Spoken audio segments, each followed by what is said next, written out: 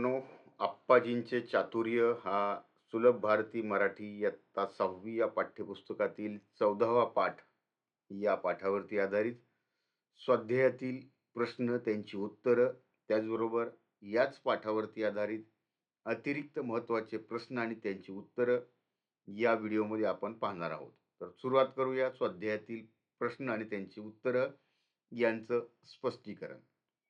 पहिला प्रश्न आहे, एका वाक्यात उत्तर लिहा. आप्पाजींनी बैलगाडीत कशाचं पीक घ्यायला लावलं? तर याचं उत्तर आहे, आप्पाजींनी बैलगाडीमध्ये कोबीचं पीक घ्यायला लावलं. उत्कृष्ट दर्जाची मूर्ती कोणती? तर ज्या मूर्तीच्या कानात घातलेली तार तेथेच अडून राहिली ती तिसरी मूर्ती उत्कृष्ट दर्जाची होय. कलिंगचा राजा संतुष्ट का झाला? संतुष्ट म्हणजे समाधानी. तर आप्पाजींनी तीनही मूर्तीचा दर्जा बरोबर ओळखल्याने कलिंगचा राजा संतुष्ट झाला. 3 ते 4 वाक्यात उत्तर लिहा. आप्पाजींनी ताजी कोबी कलिंग देशाकडे कशी पाठवली? तर राजाने आप्पाजींच्या सांगण्याप्रमाणे एका गाडीत माती भरून त्यात कोबीच्या बिया पेरून ती कलिंग राज्याकडे रवाना केली, म्हणजेच पाठवली. गाडीवान प्रवासात रोज कोबीच्या रोपांना पाणी देत असे आणि 3 महिन्यांनी ती बैलगाडी कलिंग राज्यात पोहोचली. अशा प्रकारे कलिंग राजाला ताजी कोबी मिळाली. पुढचा प्रश्न आहे, कलिंगच्या राजाने आप्पाजींची दुसऱ्यांदा परीक्षा कशी घेतली? तर बघा उत्तर, कलिंगच्या राजाने दुसऱ्यांदा एकसारख्या दिसणाऱ्या 3 मूर्ती मागवल्या आणि म्हणाला, या तीनही मूर्ती दिसायला सारख्या असल्या तरी यातली एक मूर्ती निकृष्ट दर्जाची आहे, दुसरी मूर्ती मध्यम दर्जाची आहे आणि तिसरी मूर्ती उत्कृष्ट दर्जाची आहे. तर या सारख्या दिसणाऱ्या 3 मूर्तींमधील उत्कृष्ट कोणते ते मला सांगा. मग आप्पाजींनी एक लवचिक तार, लवचिक म्हणजे फ्लेक्सिबल तार घेतली आणि ती पहिल्या मूर्तीच्या कानात घातली. तर ती तार मूर्तीच्या तोंडातून बाहेर आली. आप्पाजी म्हणाले, ही निकृष्ट मूर्ती आहे.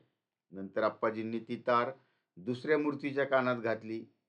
तर ती तार त्या मूर्तीच्या दुसऱ्या कानातून बाहेर पडली. मग आप्पाजी म्हणाले, की ही मध्यम दर्जाची मूर्ती आहे. मग तिसऱ्या मूर्तीवरही आप्पाजींनी हाच प्रयोग केला आणि त्या मूर्तीच्या कानात घातलेली तार तिच्या तोंडातून वा दुसऱ्या कानातून कुठूनच बाहेर पडली नाही. मग आप्पाजी म्हणाले, की ही उत्कृष्ट मूर्ती आहे. अशा प्रकारे त्यांची परीक्षा घेतली.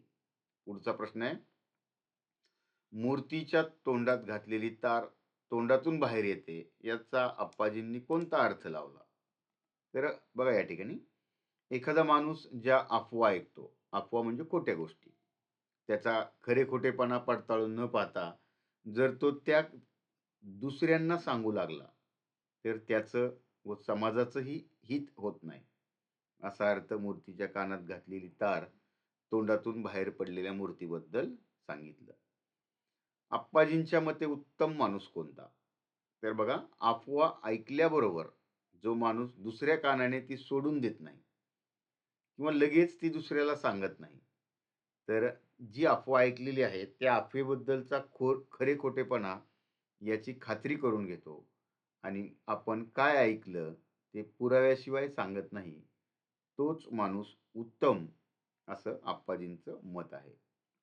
पुढे बघा, पाणी टंचाईमुळे तुम्हाला पाणी दुरून आणायचं आहे. मग कमी श्रमात ते आणण्यासाठी तुम्ही काय कराल?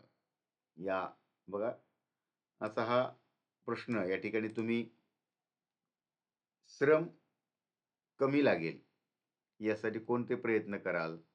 पाण्याची टंचाई आहे, कमतरता आहे, मग काय करणार ते त्या ठिकाणी तुम्ही लिहायचं. विरुद्धार्थी शब्द आहे हित, अहित, निकृष्ट, उत्कृष्ट आणि उदाहरणार्थ चौकट पूर्ण करा. बघा, गाडीवान, धनवान, दयावान, बलवान, इकडे परत चतुराई, महागाई, स्वस्ताई, नवलाई, खरेपणा, साधेपणा, शहाणपणा, भोळेपणा. पुढे काही शब्द दिलेले आहेत, ते शब्द बघा, चतुर, चातुर्य, चोरी, चौर्य, क्रूर, क्रौर्य, शूर, शौर्य, सुंदर, सौंदर्य, धीर, धैर्य. पुढे शब्दांना तो तिथे प्रत्यय लावून शब्द ओळखायचे. तो म्हणजे पुल्लिंग, ती म्हणजे नपुसक, स्त्रीलिंग आणि ते म्हणजे नपुसकलिंगी शब्द.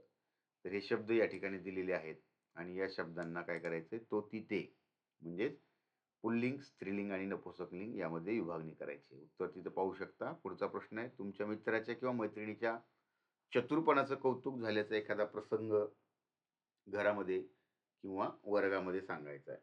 तर बघा, उदाहरणादाखल तुम्हाला या ठिकाणी एक प्रसंग दिलाय, एक आयडिया येईल तुम्हाला आणि तुम्ही आपल्या मित्र किंवा मैत्रिणीच्या चतुरपणाबद्दलचा प्रसंग स्वतः लिहू शकता. प्रसंग बघा, आज रस्त्याने जात असता एक तरुण मुलगा कानात हेडफोन घालून मोबाईलची गाणी ऐकत रस्ता पार करत होता, म्हणजे रस्ता ओलांडत होता. त्याने डावी किंवा उजवीकडे गाडी येताना पाहिलंच नाही.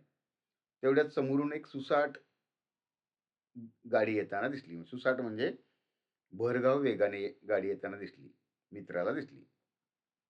ती गाडी सतत हॉर्न वाजवत होती. पण त्याच्या कानावर तो आवाज गेला नाही, कारण त्याने कानामध्ये हेडफोन लावला होता. आता अपघात होणारच होता. तेवढ्यात माझ्या तनय नावाच्या मित्राने समय सुचकता दाखवून त्याला पटकन मागे ओढलं. म्हणून तो अपघात त्या ठिकाणी टळला आणि अशा प्रकारे माझा मित्र असणारा तनय त्याचं कौतुक करावं तेवढं थोडंच आहे. असाच एखादा प्रसंग ज्यामध्ये आपल्या मित्राने चतुराई दाखवलेली आहे, चपळपणा दाखवलेला आहे, तो प्रसंग तुम्ही लिहू शकता.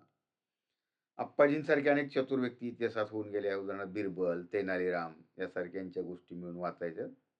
खालील वेबमध्ये दिलेल्या शब्दास विशेषणे लावायचे. कोबी, मूर्ती आणि बघा इथं कोबी आहे, चवदार आहे, शिडी आहे, बेचव आहे, ताजी आहे. तर ही विशेषणं अशीच लावायची आहेत. तसंच मूर्ती बघा, मूर्ती मातीची आहे, मूर्ती सुंदर आहे, मूर्ती सजवलेली आहे, मूर्ती देखणी आहे.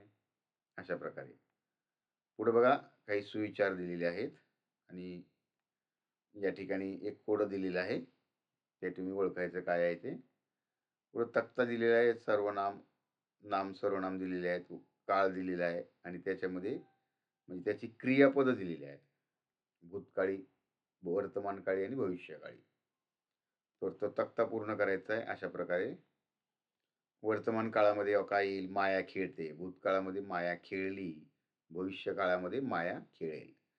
तर आहे ना, याच काळाबद्दल वर्तमान काळ, भूतकाळ आणि भविष्यकाळ यांच्याबद्दल अतिशय सोप्या सहज भाषेमध्ये वर्णन करणारा व्हिडिओ देखील आपल्या चॅनलवरती उपलब्ध आहे. त्याचबरोबर मराठी व्याकरणाचे इतर सगळ्या घटकांचे व्हिडिओ देखील आपल्या चॅनलवरती उपलब्ध आहेत. आवश्यकता वाटल्यास तुम्ही त्या ठिकाणी पाहू शकता. वाक्यात बदल करा. या ठिकाणी बघा, रीमा सहलीला गेली याचा भविष्यकाळ करायचा आहे. तर रीमा सहलीला गेली आहे ना, हे भूतकाळी वाक्य आहे, तर याचं भविष्यकाळ काय होईल? रीमा सहलीला जाईल. ठीक आहे. तर अशा प्रकारे ही पुढं वाक्य दिलेली आहेत. भूतकाळ आहे, सॉरी, भूतकाळ करा म्हटलेलं आहे. वर्तमान काळ करा, भूतकाळ करा का, या ठिकाणी तुम्ही पाहू शकताय. काही शंका असेल तर त्या ठिकाणी तुम्ही आपल्या चॅनलला भेट द्या आणि त्या ठिकाणाहून सविस्तरपणे माहिती जाणून घ्या. तर पूर, गाव, नगर, बाद ही अक्षरे असणाऱ्या गावांची, शहरांची नावं ठिकाणाची लिहायची. बघा, मानगाव, सोलापूर, अहमदनगर, औरंगाबाद. म्हणजे बघा इथं बाद, नगर, पूर आणि गाव अशी गावांची नावं तुम्हाला दिलेली आहेत. तर मित्रांनो, हे झाले स्वाध्यायातील प्रश्न. आता याच पाठावरती आधारित अतिरिक्त महत्त्वाचे प्रश्न, त्यांची उत्तरं. यामधील पहिला प्रश्न आहे, खालील प्रश्नांची प्रत्येकी 1-2 वाक्यात उत्तरे लिहा. पहिला प्रश्न त्याच्यामधला, कृष्णदेवराय कोणत्या नगराचा राजा होता? तर तो विजयनगरचा राजा होता. पूर्ण वाक्यात उत्तर लिहायचं तुम्हाला. विजयनगरच्या प्रधानाचं नाव काय होतं? तर त्याचं नाव होतं आप्पाजी. उत्तरेकडे कोणतं राज्य होतं? तर उत्तरेकडे कलिंग राज्य होतं. त्या काळी वाहतूक कशातून होते? बघा, त्यावेळेस वाहतूक म्हणजे प्रवासाचं साधन हे बैलगाडी होतं. बैलगाड्या कलिंग राज्यात पोहोचायला किती महिने लागत? तर किती महिने? 3 महिने लागत. बघा, कलिंग राजाने एकूण किती मूर्त्या आणल्या? एकूण त्याने 3 मूर्त्या आणल्या. निकृष्ट दर्जाची मूर्ती कोणती? की बाबा, निकृष्ट दर्जाची ती मूर्ती आहे की ज्या मूर्तीच्या कानातून घातलेली तार मूर्तीच्या तोंडातून बाहेर पडली, ही निकृष्ट दर्जाची मूर्ती. आणि मध्यम दर्जाची मूर्ती कोणती आहे? तर ज्या मूर्तीच्या कानातून, एका कानातून घातलेली तार दुसऱ्या कानातून बाहेर पडली, ती मूर्ती आहे मध्यम दर्जाची. व्याकरण व भाषा अभ्यासावरती असणारे खालील प्रश्न बघा. समानार्थी शब्द लिहा. जुनी पुराणी, कथा, गोष्ट, चतुर, हुशार, राजा, त्याला नृप म्हणतात. निरोप म्हणजे सांगावा. निकृष्ट, उत्कृष्ट, कान. बघा या ठिकाणी शब्द दिलेले आहेत. त्यांचे समानार्थी शब्द आहेत. तसेच प्रकारे विरुद्धार्थी शब्द आहेत. बघा, जुनी, नवी, उत्तर, दक्षिण, प्रश्न, उत्तर, चतुर्मूर्ख, चवदार, बेचव, इच्छा, अनिच्छा, जलद, सावकाश. तर थोडक्यात मित्रांनो, या पाठाचा परिचय. समोर अजून हे शब्द आहेत, तुम्ही या ठिकाणी शब्द आहेत आणि त्यांची उत्तर इथं खाली दिलेली आहेत, तुम्ही पाहू शकताय. तर आप्पाजींचे चातुर्य या पाठामध्ये विजयनगरमध्ये राहणाऱ्या कृष्णदेवरायाच्या राज्यात ज्याचे त्याचे प्रधान आप्पाजी एक फार चतुर होते. उत्तरेकडे असलेल्या कलिंग राजाने आप्पाजींची चतुराई कशी पारखली, त्याच्या परीक्षेला आप्पाजींनी कसं कौशल्याने तोंड दिलं, याचं वर्णन केलेलं आहे. तर मित्रांनो, प्रस्तुत आप्पाजींचे चातुर्य या पाठामध्ये आलेले कठीण शब्द, त्यांचे अर्थ, त्याचबरोबर त्यांना इंग्रजीमध्ये काय म्हणतात, असे शब्दार्थ या ठिकाणी दिलेले आहेत. वाक्यप्रचार पाठामध्ये आलेले बघा, चतुराई पाहणे म्हणजेच हुशारी पाहणे, परीक्षा घेणे, कौशल्य तपासून पाहणे, खरे खोटेपणा पडताळणे म्हणजे सत्य असत्य तपासणे, हित नसणे, भले नसणे, कल्याण नसणे, अफवा ऐकणे, खोटी बातमी ऐकणे, खात्री करणे, तपासून पाहणे किंवा चौकशी करणे. तर मित्रांनो, अशाच प्रकारचे हे वाक्यप्रचारावरती आधारित 9वी 10वी आपल्या CBSE बोर्डासाठी 5 मार्कासाठी प्रश्न विचारलेला असतो ना. सेपरेट प्रश्न असतो तो 5 मार्कासाठी. कंसात वाक्यप्रचार दिलेले असतात आणि त्याचा वाक्यामध्ये त्या वाक्यप्रचाराच्या अर्थाच्या वाक्यामध्ये उपयोग करायचा आहे. तर व्हिडिओ कसा वाटला नक्की कमेंट करून कळवा. चॅनलवर नवीन आले असाल तर सबस्क्राईब करा आणि जास्तीत जास्त आपल्या मित्रमैत्रिणींना व्हिडिओ शेअर करा. धन्यवाद.